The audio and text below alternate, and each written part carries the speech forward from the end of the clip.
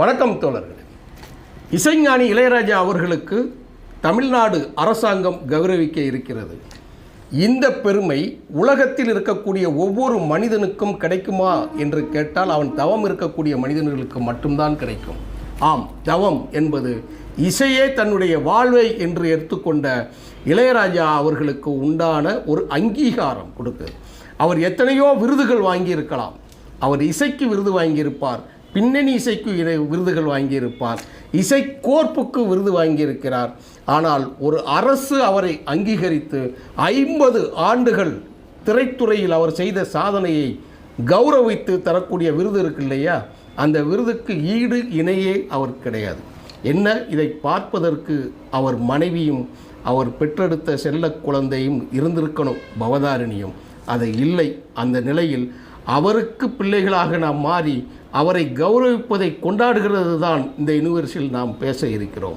இதைத்தான் இளையராஜா அவர்கள் உணர்ந்துக்கிடணும். இதைத்தான் இதுக்கு முன்னாடியே நம்ம சொல்லியிருக்கிறோம். அவர் எத்தனையோ விருதுகள் வாங்கியிருக்கிறார். 1972 திரைத்துறைக்கு வந்து 1976 தனது முதல் படத்திற்கு இசையமைத்து 1977 பாரதி ராஜா அவர்கள் மூலமாக இசையை தமிழ் திரையுலகை ஆக்கிரமித்து இந்தியாவையே திரும்பி பார்க்க வைத்து இந்தி திரைப்படத்தை தமிழ்நாட்டு எல்லையிலிருந்து விரட்டியடித்த விரல்கள் இளையராஜாவோட விரல்கள், நமது குரல்.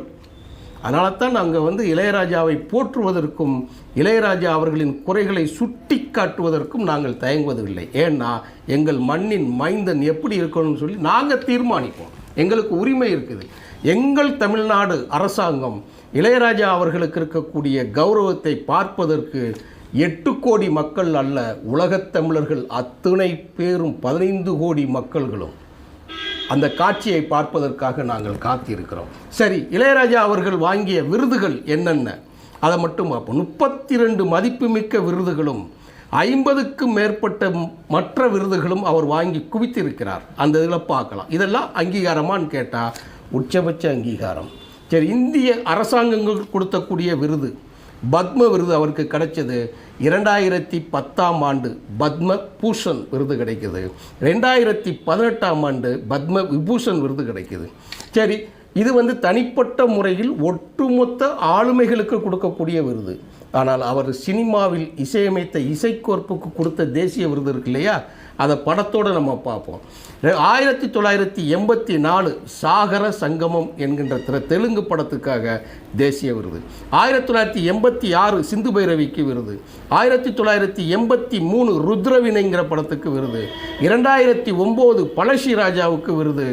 2016 இயக்குனர் பாலா அவர்களுடைய தாரை தப்பட்டைங்கிற படம். இந்த படத்துக்கு கூடுதல் சிறப்பு இருக்குது. இசைஞானியோட 1000வது படம் அது. அந்த 1000வது படத்துக்கு ஒரு தேசிய விருது கிடைச்சது. அதை இயக்குனது யார்? தமிழ் திரையுலகில் நவீன பிதாமகனாக வலம் வரக்கூடிய இயக்குனர் பாலா அவர்களோட விருது. இப்படி 5 தேசிய விருதுகள் அவர் வாங்கிட்டார்.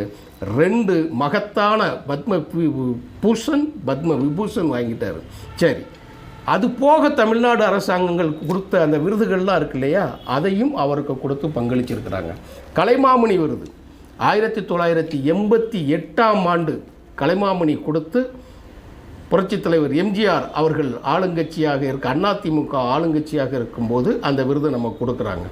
அடுத்து பல்கலைக்கழகங்கள் மதிப்புமிக்க ஆளுமைகளை தேர்ந்தெடுத்து அவரவர்கள் துறையில் சாதனை செய்த மனிதர்களை போற்றி அவர் கொடுக்கக்கூடிய பட்டம் டாக்டர் பட்டம். பிஹெச்டி கிடையாது, மருத்துவர் டாக்டருங்கிறது கிடையாது. இது சிறப்பு பட்டமாக கொடுக்கக்கூடிய, இது அனைவருக்கும் தெரிந்தது தான். அது 1994ஆம் ஆண்டு அண்ணாமலை பல்கலைக்கழகம் கொடுக்குது. 1996ஆம் ஆண்டு காமராஜர் பல்கலைக்கழகம் அந்த விருதை கொடுக்குது. அவருக்கு 2. அடுத்து ரொம்ப முக்கியமான விருதுகள் தமிழ்நாடு அரசு கொடுக்கக்கூடிய விருது இருக்கு இல்லையா, 1977ஆம் ஆண்டே பாரதி ராஜாவின் 16 வயது நிலைக்கு வாங்குறாரு. 1980 பாரதி ராஜாவோட நிழல்களுக்கு வாங்குறாரு. 1981 பாரதி ராஜாவின் அலைகள் ஓய்வு நிலைக்கு வாங்குறாரு. வரிசையா 2 பேரும் பாருங்கள், எவ்வளோ ஆச்சரியம் பாருங்கள். ஒரே மண்ணில், ஒரே ஊரில், ஒரே வீட்டில் கூடி குழாவி இருந்த நபர்கள் இந்திய திரையுலகே பிணைச்சு எடுக்கிறாங்க பாருங்கள். விருதுகள் அள்ளி அள்ளி 2 பேரும். இது எவ்வளோ பெரிய சாதனை கிடைக்குமான்னு கேட்டால், இப்படி யாரும் இருந்திருப்பாங்களான்னு சொன்னால் எடுத்து சொல்கிறது கூட ஆள் கிடையாது. இவங்க அவ்வளவு பெரிய இது. அதனால தான் இளையராஜா, பாரதி ராஜா, வைரமுத்துங்கிறது முத்துக்கள் 3 ஓடிக்கிட்டே அதுகளில் இருக்குது. அடுத்து ஃபிலிம்ஃபேர் விருது ரொம்ப மதிக்கத்தக்க விருதாக இருக்கக்கூடியது. ஃபிலிம்ஃபேர் விருது எப்படி கொடுக்குறான்னு அதில் 4 வாங்கியிருக்கிறார். 1989, 1990, அப்புறம் சிறப்பான பங்களிப்புக்கு அவர் வாங்கின விருது பொப்புளி ராஜாங்கிற படத்துக்கு 1990 வாங்குறாரு. 2003 மனசினங்கோங்கிற மலையாள படத்துக்கு வாங்குறாரு. 2005 அச்சுவிண்டே அம்மா அப்படிங்கிற மலையாள படத்துக்கும் அவர் வாங்குறாரு. இது எல்லாம் ஃபிலிம்ஃபேர் விருதாக கொடுக்குறாங்க. அடுத்து கேரள மாநிலம் கொடுக்குற விருது இருக்குது.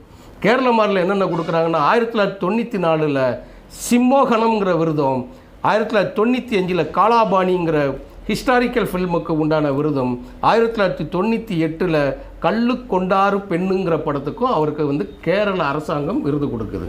அடுத்து ஆந்திர அரசு விருது கொடுக்குது. ஆந்திர அரசு என்ன கொடுக்குதுன்னா சீத்த கோக்கா சிலுகுக்காங்கிற படத்துக்கு 1981 வாங்குறாரு. 88 ருத்ரவீணா, இதுதான் நமக்கு கமலஹாசன் நடித்த சலங்கை ஒளியாக நம்ம பார்க்குறோம். 1991 ஜகதேகா வீருடு அதிலோக சுந்தரிங்கிற படத்துக்கு வாங்குறாரு. 2011 ஸ்ரீராமஜெயம் என்கின்ற திரைப்படத்துக்கு வாங்குறாரு. 2012 ஏதோ வெள்ளி போயிந்தே அப்படிங்கிற திரைப்படத்துக்கும் அவர் வாங்குறாரு. இதெல்லாம் ஆந்திர அரசோட விருது. இப்போ பாருங்கள், தமிழ்நாடு அரசு கொடுத்துருச்சு, இந்திய அரசாங்கம் கொடுத்துருச்சு, கேரளா கொடுத்துருச்சு, ஆந்திராவும் கொடுத்துருச்சு. சரி, அப்புறம் நிஷா காந்திங்கிற ஒரு விருது, மதிப்புமிக்க ஒரு விருதா 2016 கேரள அரசாங்கம் இசைக்குன்னே கொடுக்கக்கூடிய அந்த விருதும் அவர் வாங்குறார். அடுத்து கோல்டன் குளோப் மாதிரி இருக்கக்கூடிய ரொம்ப மதிப்பு, கோல்டன் குளோப் ஏஆர் ரஹ்மான் வாங்கினது, அந்த கோல்டன் குளோப் கிடையாது. இது கோல்டன் கிராமிங்னு சொல்கிறக்கூடிய ஒரு விருதை தனியாக கொடுக்குறாங்க. அது சர்வதேச ஹூஸ்டன் திரைப்பட பள்ளி கொடுக்குது.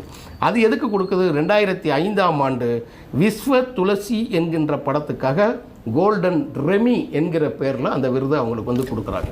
அதில் ரொம்ப முக்கியமான அந்த விருதுகள்.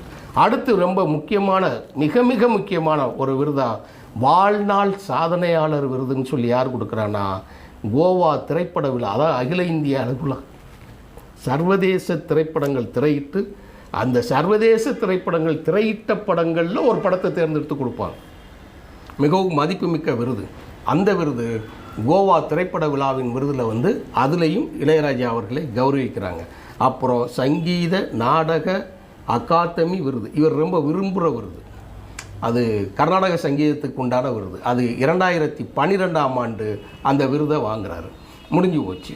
ஆனால் இந்த விருதுகளை எல்லாம் தாண்டி ஒரு அரசாங்கம் இளையராஜா அவர்களின் வீட்டிற்கே சென்று, நீங்கள் இங்கிலாந்தில் போய் இசையமைத்த 400 இசைக்கலைஞர்களுக்கு வைத்து 76 மேற்பட்ட முக்கியமான இசைக்கருவிகளை இசைப்பவர்களை வைத்துக்கொண்டு நீங்கள் சாதித்த அந்த சிம்பொனியை போற்றி பாராட்டும் வகையிலும், உங்களுடைய இசைப்பயணத்தில் 50 ஆண்டுகளை நீங்கள் நிறைவு செய்த வகையிலையும் இந்த தமிழ்நாடு அரசாங்கம் உங்களை கொண்டாட உச்சி முகர காத்திருக்கிறது.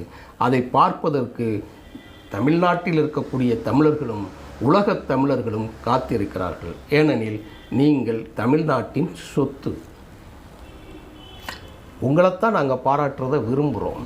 இந்த விருது இருக்கு இல்லையா, இந்த விருதுக்கு ஒரே ஒரு செய்தியை நான் அந்த இடத்துல சொல்லி நான் முடிக்கிறேன். எப்படின்னு கேட்டிங்கன்னா, எஸ் ராமகிருஷ்ணன் ஒரு இடத்துல ஒரு தகவல் சொன்னார். எத்தனையோ சாகித்ய விருதுகள் இல்லை, எத்தனையோ விருதுகள் எல்லாம் நாங்கள் பெற்றிருக்கிறோம். ஒரு இலக்கிய அமைப்புகள் கொடுப்பாங்க, இல்லை என்றால் மிகப்பெரிய இலக்கிய படைப்பாளர்களின் பெயர்களால் இருக்கக்கூடிய அந்த அமைப்புகள் விருதுகள் கொடுக்கும். இந்திய அரசாங்கமே ஒரு விருதை கொடுக்கும், தேசிய விருதுகள். அந்த இடத்துக்கெல்லாம் நாங்கள் போவோம். போயிட்டு கீழே இறங்கி வந்தோம்னா எங்கள் சால்வையை பிடுங்கிறதுக்கோ இல்லை எங்கள் சால்வையை வாங்கிறதுக்கோ அந்த விருதுகளை கைமாற்றி பெற்றுக்கொள்வதற்கு கூட யாரும் இருக்காது. அந்த அரங்கத்தை விட்டு நாங்கள் வெளியே வந்தால் நாங்கள் யாரென்றே அடையாளம் தெரியாத ஒரு விருதாக இருக்கும் அந்த விருது. நாங்கள் விருது பெற்றவர்கள், இந்திய அளவில் கவனம் பெற்றவர்கள் என்று என்னோடு பயணிக்கும் சக சாலையில் போகக்கூடிய தோழர்களுக்கு யாருக்குமே தெரியாது. அப்படிப்பட்ட விருதுகளை நான் விரும்புவது இல்லை அப்படின்னு சொல்லிட்டு மறுமலர்ச்சி திமுகவின் பொதுச் செயலாளர் திருமிகு வைகோ அவர்கள் ஒரு விருதினை எஸ் ராமகிருஷ்ணன் கொடுக்கக்கூடிய அந்த விழாவில் பேசினார். அந்த விழாவில் 10,000 தோழர்கள் கலந்து கொண்ட நிகழ்ச்சியில் அவர் உள்ள இறங்கி போய் மேடையில் ஏறுகிற வரைக்கும் கைத்தட்டுக்கள் விண்ணை பிளந்தது. அவரை கௌரவிக்கும் போது கைத்தட்டுக்கள் விண்ணை பிளந்தது. அவர் விருதை வாங்கி அந்த விருதை தன் கையிலே வைத்து கொண்டு பேச்சிய காட்சியை தான் இப்போ உங்ககிட்ட சொல்கிறது. ஒரு விருது எப்படிப்பட்டதாக இருக்கணும்னு சொல்லி இப்போ இந்த இடத்துல இந்த காட்சியை நாங்கள் நினச்சி பாருங்கள். இளையராஜா மேலே ஏறி வரும்போது ஒரு அரசாங்கம் அவருக்கு கௌரவிக்கும் போது, தமிழ்நாட்டின் அத்தனை அமைச்சர்களும் இருந்து கௌரவிக்கும் போது, முக்கியமான ஆளுமைகள் எல்லாம் இருந்து உங்களை வாழ்த்துகிற அந்த காட்சி இருக்கு இல்லையா, இதை பார்ப்பதற்கு நாங்கள் காத்திருக்கிறோம். நீங்கள் எத்தனையோ மேடைகளை பார்த்துருப்பீங்க, எத்தனையோ விருதுகளை பார்த்துருப்பீங்க. ஆனால் இதுக்கு இணையாக ஒரு விருதை நீங்கள் வாங்கவே முடியாது வாழ்நாள். இதுதான் ஏஆர் ரகுமான் அவர்களுக்கு நடந்தது. அவர் ஆஸ்கர் விருதை வாங்கி வந்தபோது தமிழ்நாட்டில் இருக்கக்கூடிய அத்தனை இசையமைப்பாளர்களும் சேர்ந்து நீங்கள் உட்பட அந்த விருதினை ஏஆர் ரகுமான் இனியும் ஒரு வாழ்நாளில் அப்படிப்பட்ட ஒரு விருதினை வாங்க முடியாது. ஆனால் உங்களுக்கும் இது நடக்க வேண்டும் என்று விரும்பினோம். அந்த விருதினை மதிப்புமிக்க மு.க. ஸ்டாலின் அவர்கள் முதலமைச்சராக இருக்கிற பொழுது உங்களுக்கு கிடைத்திருக்கிறார். ஏன் அவர் கையால் உங்களுக்கு வாங்குறதுல என்ன சிறப்பு இருக்குது தெரியுமா? உங்களுடைய இயற்பெயர் டேனியல் ராஜா, நீங்கள் ராசையா என்று அழைக்கப்பட்டீர்கள் கம்யூனிஸ்ட் இயக்கங்களில். அதுக்கு பிறகு அந்த ராசையாங்கிற பேரை பஞ்சு அருணாச்சலம் அவர்கள் இளையராஜாவாக மாற்றினார். கலைஞர் கருணாநிதி அவர்கள் இசைஞானி இளையராஜா என்று மாற்றினார். இப்போது அவர் பெற்ற மகன் உங்களுக்கு தமிழ்நாடு அரசாங்கத்தின் சார்பாக உங்கள் இல்லத்திற்கே வந்து உங்களை போற்றி புகழ்ந்து அதை அறிவித்து சென்று அதை நிகழ்வாக நடக்கக்கூடிய நாள் ஜூன் 2ஆம் நாள். அந்த நாள் தமிழ்நாட்டில் ஒரு வரலாற்றில் பொறிக்கத்தக்க ஒரு நாளாக அது அமைய வேண்டும். அந்த நாளுக்காக நாங்கள் அனைவரும் காத்திருக்கிறோம். உங்கள் புகழ் நீடூடி வாழ்க. நீங்கள் நோய் நொடி இல்லாமல் மனம் முழுவதும் மகிழ்ச்சியோடு இருக்கும் காலமெல்லாம் வாழ்க என்று சொல்லி யூனிவர்ஸ் மூலமாக வாழ்த்தி விடைபெறுகிறேன். நன்றி, வணக்கம் தொடர்களே.